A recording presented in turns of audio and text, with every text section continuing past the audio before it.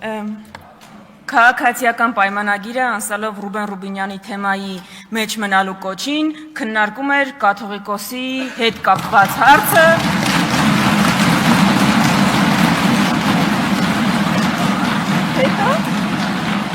Բրավո, քննարկում էր կաթողիկոսի հետ կապված հարցը։ Շատ լավ, եկեք խաղանք ես խաղը։ Քննարկում էր կաթողիկոսի հետ կապված հարցը։ Քննարկում էր կաթողիկոսի հետ կապված հարցը։ Ամենայն հայոց կաթողիկոսը Գարեգին երկրորդն է։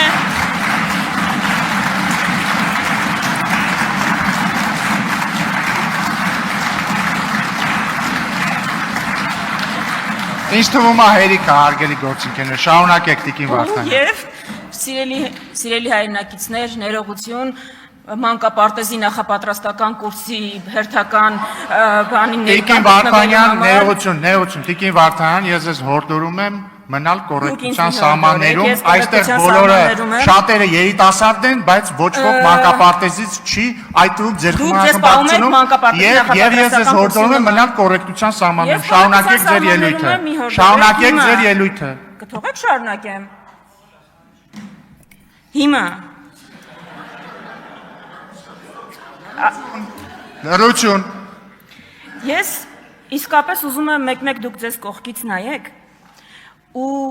պատկերացնեք ուր եք հասել, պատկերացնեք ինչքան եք նմանվել բոլոր են իրականությունից կտրված իշխանություններին,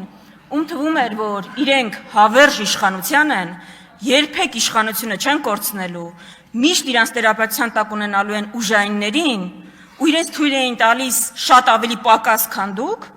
բայց արժանացան այն բախտին, որին արժանացան։ Ես չգիտեմ դուք երբ կհասկանաք, որ այստեղ եք հասել ուղղակի, բայց երևի իշխանությունը կտրում է գետնից իսկապես, ամբողջական իշխանությունն էլ երևի ամբողջապես է կտրում։ Հիմա հասկանում եք, մենք հասել ենք այնտեղ քաղաքացիական պայմանագիրը, սիրելի հայրենակիցներ, այստեղից ուզում եմ վարի հնազանդեցման քաղաքականություն։ Այսինքն իրենց համար խնդիր չի, որ Իլհամ Ալիևը պահանջում է սահմանադրություն ու իրենք գնում են այդ սահմանադրությունը իրագործելու ճանապարհով։ Իրենց համար խնդիր է, որ ընդդիմությունը խոսում է դրա մասին։ Անելու մեջ խնդիր չեն տեսնում։ Իրենք տեսնում են խնդիր դա բարձրաձայնելու մեջ։ Ես վատ նորություններ ունեմ քաղաքացիական պայմանագրի համար, մենք Իլհամ Ալիևի PR ընկերությունը չենք։ Դուք կարող եք, մենք չենք, մենք նրա համար չենք ձայն ստացել, որ լսենք իր հայտարարությունները, սպառնալիքները, մանավանդ այն պարագայում, երբ 8 տարի ինչ ասել է իրականացրել է, ու գանք այստեղից մտածենք դա ոնց փաթեթավորենք, որ նոր ժողովուրդը չհասկանա ինչի մասին է խոսքը։ Ավելին սիրելի քաղաքացիներ, այս դահլիճում մեզ ինչ ասես կարող են անվանել ճշմարտությունը ասելու համար, բայց ճշմարտությունը ասելը ոչ թե ընդդիմության իրավունքն է, այլ պարտականությունն է, որովհետև եթե մենք հիմա չգանք ձեզ ճշմարտությունը ասենք, դուք մի քանի տարի հետո, որոշ ժամանակ հետո գալու եք ասեք մենք կարող է չենք կարդում, մենք այդ իրավունքը ունեինք, զբաղված էինք սոցիալական խնդիրներով, բա դուք ինչ եք անում, ինչի մեջ չէիք զգուշացնում այս ամեն ինչի մասին, դրա համար դա մեր պարտականությունն է, ու ես ուղղակի ուզում եմ մի օրինակով էլի ցույց տալ, որ նոր սահմանադրություն ունենալ Հայաստանում բացառապես Ալիևյան պահանջ է եւ դա Ալիևի սահմանադրությունն է։ Այստեղից սիրելի հայրենակիցներ, քաղաքացիական պայմանագրի անդամները ասում են դա միշտ մեր օրակարգն է եղել։ Սուտ է, իրենց օրակարգը երբեք իրենք չեն խոսել նոր սահմանադրության մասին, մշտապես խոսել են սահմանադրության մի ընդհատեք ինձ, խոսել են սահմանադրության բարեփոխումների մասին եւ դրա մասին խոսել են բոլոր իշխանությունները։ Հիմա նայեք, խնդրում եմ այս նկարը։ Իլհամ Ալիև 2021 թվական Հայաստանը պետք է մշակի եւ ընդունի նոր սահմանադրություն։ Նիկոլ Փաշինյան 2024 թվական Հայաստանի Հանրապետությունը կարիք ունի նոր սահմանադրության, ոչ թե սահմանադրական փոփոխությունների, այլ նոր սահմանադրության։ Դուք չեք կարող ինձ ցույց տալ օրինակ, երբ քաղաքացիական պայմանագիրը խոսել է ոչ թե սահմանադրության փոփոխությունների, այլ նոր սահմանադրության մասին Իլհամ Ալիևի պահանջից առաջ։ Հիմա ամբողջ հարցը այն է, որ այն հանրաքվեն, որը դուք մեզ համար ուզում եք նախանշել, նախ չեք ստացել դրա համար մանդատ իրագործելու, ինչ էլ անեք, դա ապօրինի լեգիտիմ է լինելու, բայց ես ուզում եմ էլի առանց այդ հնազանդեցման բանին համաձայն լինելու, մեր մեր քաղաքացիներին ուղիղ ասել դա ինչ է նշանակում։ Սիրելի քաղաքացիներ, մեր սահմանադրությունը հնարավորություն չի տվել որևէ եղանակով փոխել սահմանադրությունը այնպես, որ այդտեղ նախաբանը չլինի։ Մեր սահմանադրությունում կան մի քանի կետեր, որոնք անփոփոխարինելի են ու որևէ հանրաքվե դա չի կարող փոփոխել։ Հիմա Նիկոլ Փաշինյանը չհասկանալով այս Ալիևի պահանջի հետ ինչ անել, անգամ այն բանից հետո, երբ սահմանադրական դատարանը իր իսկ սարքած ասում է, որ խոչընդոտ չի հանդիսանում, տարածքային պահանջ չի պարունակում Ադրբեջանի նկատմամբ, մեկ է Ալիևը այս պահանջը պահանջում է նախաստորագրած փաստաթուղթը ստորագրելու համար, ու Նիկոլ Փաշինյանը ձևը գտել է հետևյալը. միակ ձևը նոր սահմանադրություն ունենալու, որտեղ անկախության հռչակագրին, այսինքն մեր պետության ծննդյան վկայականին հողում չի լինի, դա կազմալուծելն է երրորդ հանրապետությունը, կազմաքանդելը երրորդ հանրապետությունը, որովհետև այլ իրավական տարբերակ դրա չկա, ստեղծել նոր ինչ որ բան Ալիևի սահմանադրությունը հիմքում դնելու։ Հիմա ես ուզում եմ, որ դուք պատկերացնեք այս ամեն ինչը, սիրելի քաղաքացիներ, ձեզ ուղղակի հանրաքվե չեն առաջարկում,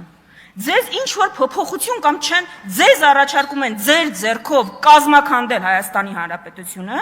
որի համար երևի Հայաստանում ամեն ընտանիք արյուն է թափել, ու այդ ամենը մենակ նրա համար, որ Ալիևի հակով սահմանադրություն կարվի։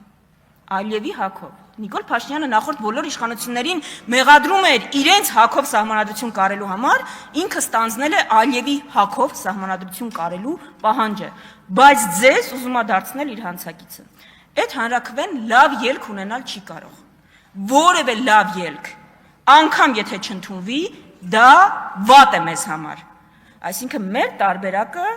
այդ հանրաքվեին Ալիևյան սահմանադրության չհասնելն է։ Այստեղա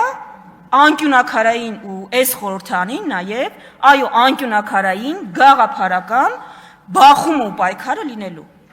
Դուք այդ ձայնը չեք տվել իշխող ուժին, ես չգիտեմ իրենք ինչ կմոգոնեն, բայց դուք այստեղ ունեք դաշնակից ընդդիմությանը ու մեր առաքելությունն է, այո, դա թույլ չտալը։ Ես այստեղ անգամ չեմ ուզում անդրադառնալ այդ որ կոնֆլիկտացին են ասում եւ այլն, ասում կոնֆլիկտացինն էլ է իրենց քաղաքականությունը, իրենք ընդհանրապես դա չի խնդիրը։ Խնդիրը հարցի էությունն է։ Եթե Հայաստանի Հանրապետությունը ունենում է Ալիևի պահանջած սահմանադրությունը, լինում է այն պետությունը, որը պատկերացնում է Ալիևը, Հայաստանի Հանրապետությունը կորցնում է իր իմաստը, կորցնում է այն, ինչի համար հայերը ընտրում են Հայաստանի Հանրապետությունում ապրելը։ Ես ուզում եմ հասկանանք, թե ինչ ռումբ է դրվում մեր պետականության տակ։ Ես իսկապես այս քննարկումը ուզում էի նաև օգտագործել մի ընդհատակ տեղից։ Ուզում էի օգտագործել ցույց տալու համար ձեզ տարբերությունները։ Մենք խորհրդարանական քննարկումներին հետևում եք ու տարբերություններ ու տեսնում եք ինչ քննարկումներ են լինում։ Ես ուզում եմ ձեզ ասել, որ այն պարագայում, եթե օրինակ մենք լինեինք այստեղ մեծամասնություն, այս քննարկումներից հետո երբ որ կավարտվեր, իսկապես Հայաստանում ամենամեծ խնդիրներից մեկը իշխանության ամբողջական կենտրոնացումն է մեկ մարդու ձեռքում, որը ստեղծում է այս սենց իրականություն։ Այս սենց իրականություն, երբ որ Հայաստանում падգամավորը մի մարդու անուն է տալիս, որը չկա Հայաստանի Հանրապետությունում, գոյություն չունի անձնագրով այդպիսի մարդ, ու հրճվում են, երբ որ կաթողիկոսին կաթողիկոս են ասում։ Այսինքն ընդվզում են, երբ որ կաթողիկոսին կաթողիկոս են ասում։ Լավա, Փաշիզադեն Արտուր Հովհաննիսյանը մնաց պայքարողներից։ Լավա Փաշիզադեն այդ օրակարգը բերեց, թե չէ, դուք քաղաքական օրակարգ էլ չէիք ունենալու, հասկանում եք։ Փաշիզադեն ու Ալիևը ձեզ տվել են քաղաքական օրակարգ, ուրիշ առաջարկ ունեք մեր ժողովրդին։ Ուրիշ առաջարկ ունեք, ինձ հերիքա ընդհատեք, զսպեք ձեզ, մի քիչ զսպված եղեք։ Պարոն Եղոյան, իրոք զսպեք ձեզ, իրոք զսպեք ձեզ։ Զսպեք ձեզ, պարոն Եղոյան։ Քանի անգամ ինձ ընդհատեցին, կվերականգնեք ժամանակը։ Ամոթը։ Պարոն Եղոյան, ես ձեզ նախազգուշացում եմ հայտարարում։ Նախ մի գոռացեք, երկրորդը ամոթը պարոն Եղոյան, Փաշիզադեի ու Ալիևի պահանջներ իրականացնելն է։ Դրանց մասին զգուշացնելը չի, ամենամեծ ամոթը դա է։ Ես իսկապես այս ամբիոնից ուզում էի խոսել, թե ինչ անհրաժեշտություն կա փոփոխություններ իրականացնելու մեր երկրում, ու առաջինը դա այո, ամբողջական իշխանության զսպումն է, ամբողջական, որովհետև ցանկացած բարձվում է ուժի ձեռքում, ամբողջական իշխանությունը, այսինքն այլանդակ պատկերաբերում մեր քաղաքացիների համար, բայց երևի դա կմնա հաջորդ ելույթներին, թե ինչ ասեմ, դմդմփու արեք կաթողիկոսի անունը լսելուց, դա է մակարդակը։